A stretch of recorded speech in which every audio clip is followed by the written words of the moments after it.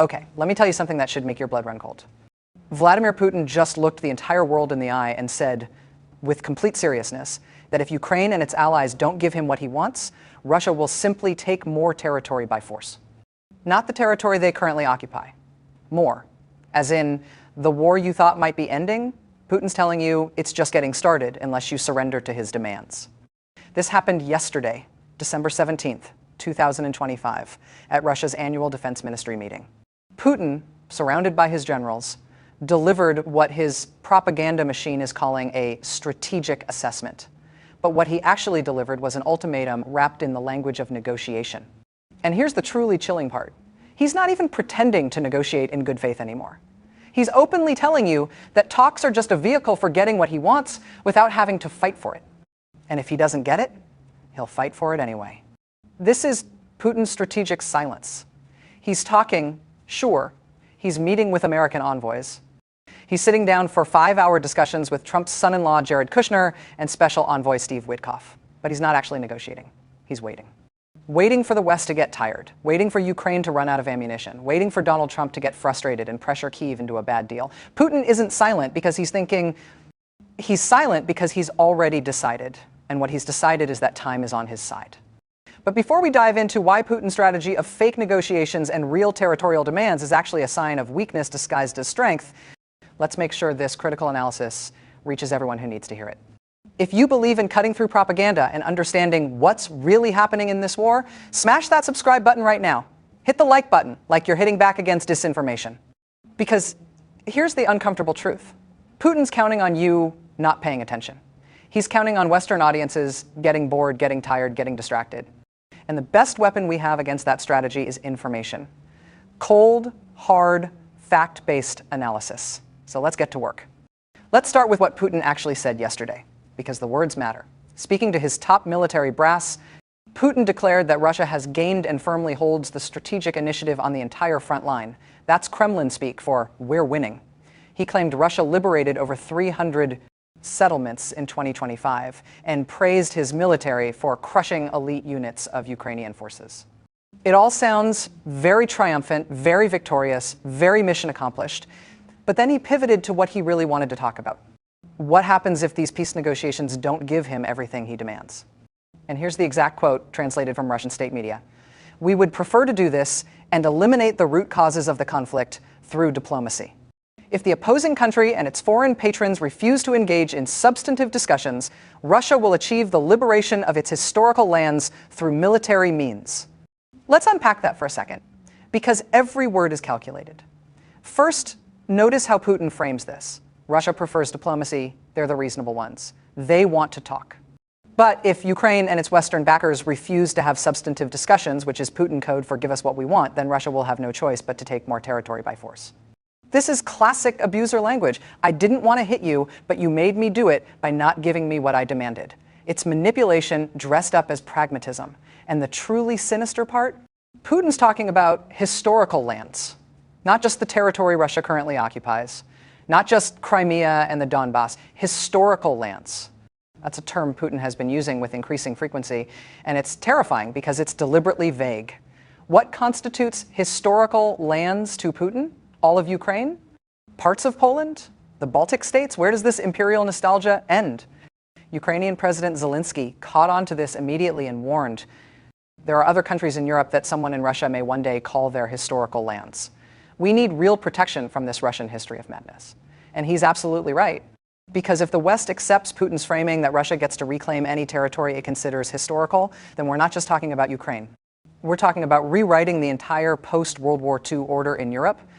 Now let's talk about what Putin is actually demanding in these peace talks. Because understanding his demands tells you everything you need to know about why he's not actually interested in peace. Putin wants all of Crimea recognized as Russian territory. That's the peninsula he illegally annexed in 2014. He wants all of the Donetsk, Luhansk, Zaporizhia, and Kherson regions recognized as Russian territory, even though Russian forces don't control all of these areas.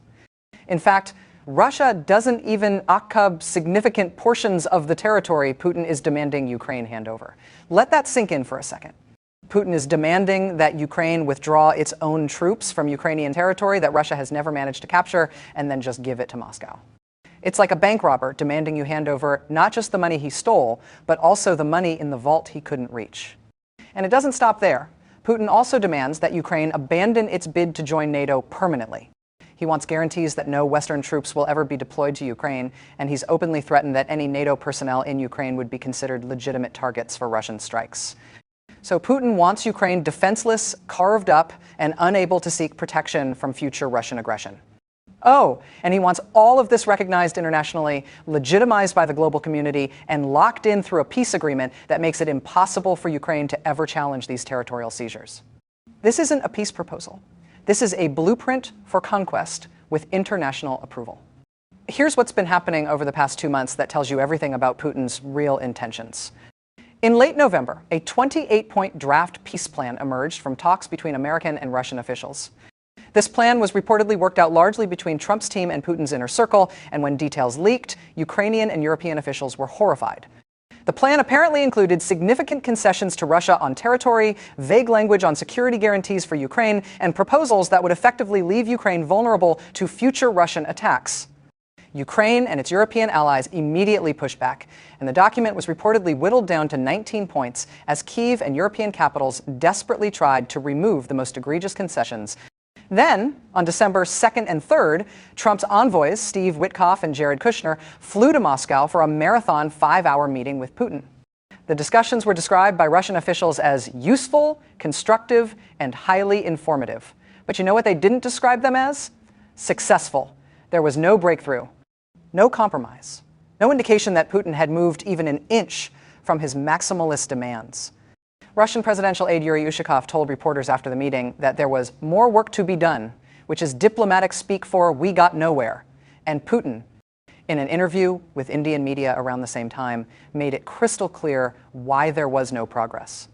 He said Russia cannot accept several key points in the American proposals, and when asked what would constitute victory for Russia, he replied, "We will finish it when we achieve the goals set at the beginning of the special military operation, when we free these territories." Notice the language again. When we free these territories, not when we negotiate a settlement, not when we reach a compromise, when Russia achieves through force or coercion what it set out to do in February. 2022. This is a man who has not altered his war aims one bit in nearly 4 years of grinding conflict. Then came a flurry of diplomatic activity in mid-December. Zelensky met with U.S. envoys in Berlin on December 16th and described the evolving peace proposal as not perfect, but very workable. He said Ukraine was close to agreement on security guarantees, but emphasized that territorial control remained unresolved. The next day, Putin delivered his defense ministry speech, making it clear that Russia's territorial demands are non-negotiable and that Moscow is prepared to escalate militarily if it doesn't get what it wants diplomatically. European officials watching all of this unfold have become increasingly alarmed. EU Foreign Policy Chief Kaja Kallas stated bluntly, "It is clear that Russia does not want peace, and therefore we need to make Ukraine as strong as possible." The new head of Britain's MI6 intelligence service, Blaise Metroelli, went even further, saying Putin is dragging out negotiations and remains determined to subjugate Ukraine and harass NATO members. And she's right. Because when you look at what Russia has actually done during these peace talks, not what Putin has said, but what his military has actually done, the pattern is unmistakable. During the very week that American envoys were in Moscow talking about peace, Russian forces conducted massive drone and missile strikes on Ukrainian cities. On December 4th, Russia launched 138 drones at Ukraine in a single night. On December 10th, a Russian strike killed 11 civilians at a medical facility in Zaporizhia.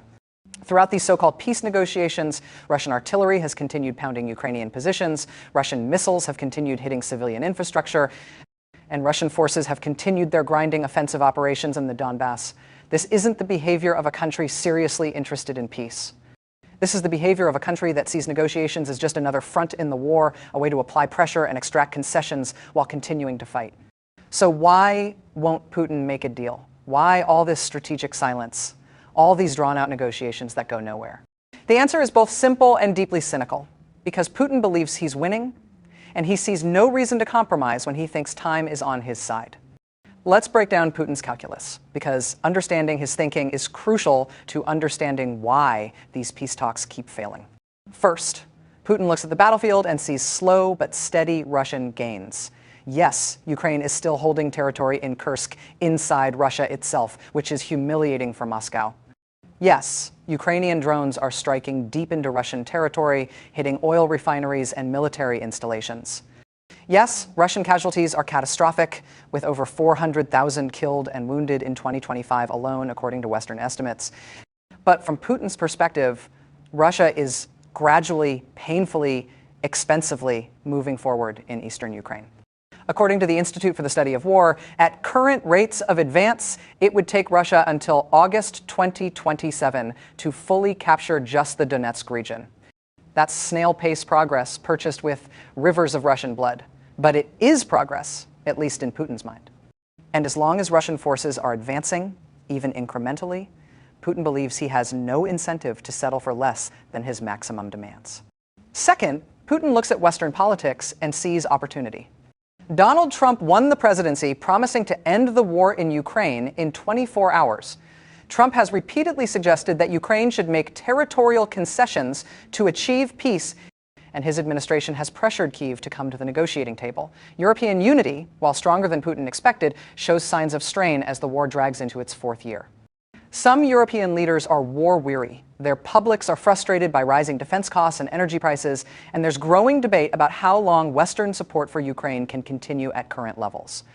Putin sees all of this and calculates that if he just waits long enough, Western resolve will crack. Trump will get impatient and pressure Ukraine into a bad deal. European allies will start prioritizing their own economic interest over Ukrainian sovereignty. The West will blink before Russia does. Third, Putin looks at Ukraine and sees a country under enormous strain. Ukrainian forces have been fighting heroically for nearly 4 years, but they're exhausted. Ammunition shortages remain a constant problem despite Western aid. Manpower is stretched thin after years of mobilization. Energy infrastructure has been systematically destroyed, leaving millions without reliable power going into winter. The population is weary, traumatized, and desperate for the war to end. Putin knows all of this, and he's betting that Ukraine's will to fight will eventually break if he just keeps applying pressure long enough. So why would he settle for a compromise peace deal now, when he thinks a few more months of grinding warfare might give him everything he wants? And fourth, Putin looks at his own domestic political situation and sees that he has no off-ramp. This is crucial and often overlooked. Putin has spent 4 years telling the Russian people that this war is an existential struggle against NATO aggression, that Ukraine is run by Nazis backed by the West, that Russia is fighting for its survival and its historical destiny. He's framed any territorial concessions as betrayal, any compromise as surrender. He's purged or marginalized anyone in the Russian elite who suggested that the war might have been a mistake. He's built his entire political legitimacy around the narrative that Russia is winning and will emerge from this conflict stronger and more secure. If Putin now agrees to a peace deal that leaves Ukraine independent, militarily capable, and aligned with the West, how does he sell that to the Russian people? How does he justify the 400,000 casualties? How does he explain that Russia fought for 4 years and spent hundreds of billions of rubles only to end up with less than Putin's original demands? Putin has backed himself into a corner where anything less than total victory looks like defeat. And autocrats who look defeated don't tend to stay in power very long. So Putin's strategic silence isn't actually silence at all. It's a calculated position of intransigence dressed up as willingness to negotiate. He shows up for meetings. He talks about peace. He makes just enough conciliatory noises to keep diplomatic channels open and to give Trump something to point to as progress. But he never actually moves from his core demands. He never offers meaningful concessions. He never acknowledges Ukrainian sovereignty or the legitimacy of Ukraine's resistance. Instead, he waits. He drags out negotiations. He uses the peace process as diplomatic cover while his military continues grinding forward. And he bets that eventually someone on the other side will crack and give him what he wants. Now let's talk about why Putin's strategy, for all its cold-blooded calculation, is actually fundamentally flawed. Because for all of Putin's talk about Russia's strategic initiative and inevitable victory, the reality on the ground tells a very different story. Yes, Russia has made territorial gains in 2025, but look at the cost. Over 400,000 casualties in a single year. That's more than the entire U.S. military death toll in World War II. Russia is losing an average of more than 1,000 soldiers killed or wounded every single day. The Russian economy, despite Putin's claims of resilience, is increasingly warped by military spending. Over 1/3 of Russia's federal budget now goes to defense and security. Inflation is rising, the ruble is weak, Western sanctions, while not collapsing the Russian economy, are steadily degrading Russia's technological base and industrial capacity. And perhaps most telling of all, Russia has had to turn to North Korea for military support, bringing in thousands of North Korean troops to help fight in Kursk. This is not what victory looks like. This is what desperation looks like. And Ukraine, despite all its struggles, is not collapsing.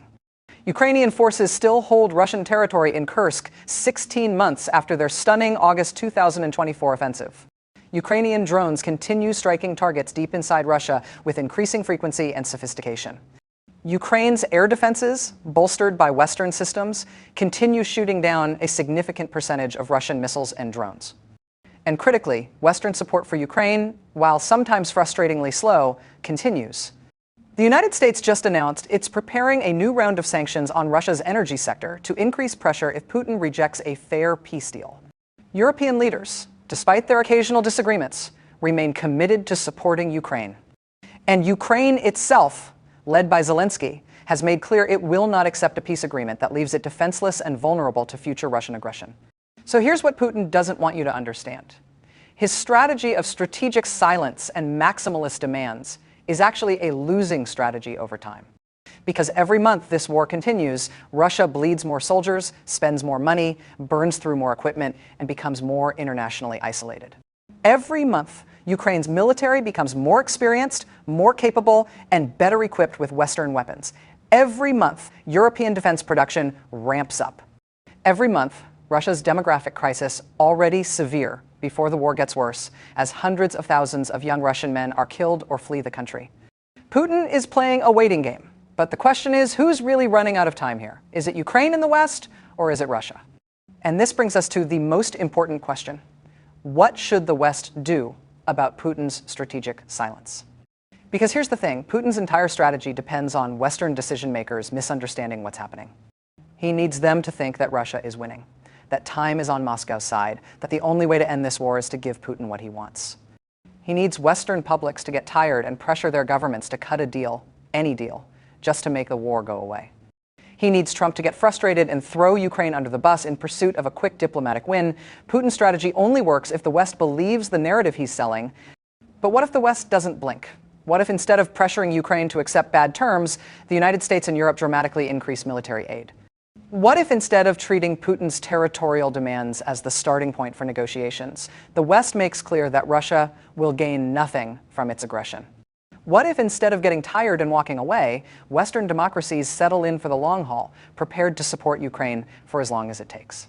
Putin's strategic silence suddenly starts looking a lot less strategic and a lot more like a bluff that nobody's calling. This is why critics are right to be alarmed by some of the proposals that have emerged from Trump administration negotiations with Russia. Any peace deal that locks in Russian territorial gains, leaves Ukraine militarily weak, and fails to provide ironclad security guarantees isn't peace, it's a recipe for the next Russian invasion. Because here's what history teaches us about appeasing autocrats with territorial ambitions. It doesn't lead to lasting peace. It leads to more demands, more aggression, more war. Putin took Crimea in 2014, and the West imposed some sanctions and moved on. Putin correctly calculated that the cost was acceptable and that the West wouldn't fight over Ukrainian territory. So in 2022, he invaded the rest of Ukraine, expecting the same result.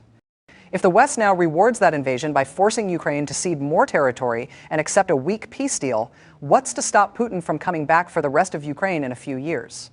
Or from threatening the Baltic states? Or from pressuring Moldova? The answer is nothing. Absolutely nothing.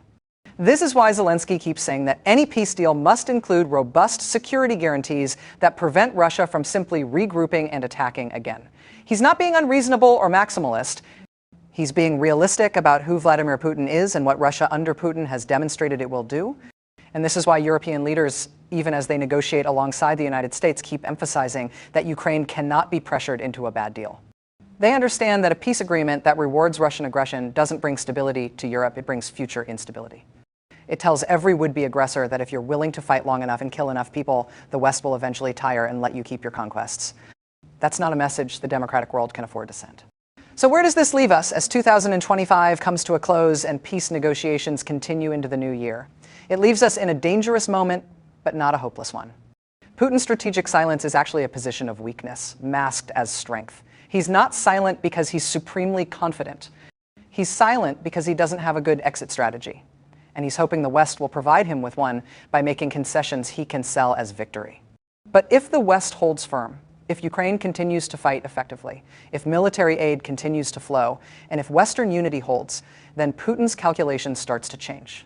Because at some point, even Putin will have to reckon with the reality that Russia cannot win this war militarily, cannot sustain these losses indefinitely, and cannot afford to remain an international pariah forever. The question is whether the West has the patience and the resolve to wait Putin out, because that's what this comes down to. Putin is betting that Western democracies, with their short attention spans and electoral cycles and public opinion polls, will break before his autocracy does. He's betting that Trump will prioritize a quick diplomatic win over a just peace. He's betting that European publics will choose cheap energy over Ukrainian sovereignty. He's betting that Ukraine will eventually have no choice but to accept whatever terms Russia dictates. These are the bets Putin is making with his strategic silence and his maximalist demands.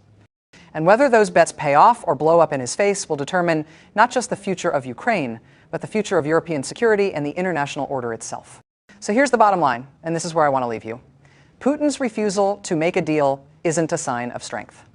It's a sign that he's trapped in a war of his own making with no good way out. His demands for more territory, his threats to escalate if he doesn't get what he wants, his insistence that Russia will liberate historical lands by force if necessary. This isn't confident negotiating posture. This is a desperate dictator who's bet everything on a war he can't win and can't afford to lose. And the worst thing the West could do right now is give him the exit ramp he's looking for by pressuring Ukraine into a surrender masquerading as a peace deal, because that doesn't end this war. It just sets up the next one. And the next one might not be limited to Ukraine. Putin's strategic silence is really a strategic trap for him, not for us. He just needs the West to stay strong enough, patient enough, and principled enough to let him fall into it. Thanks for watching. Share this video, the truth about what's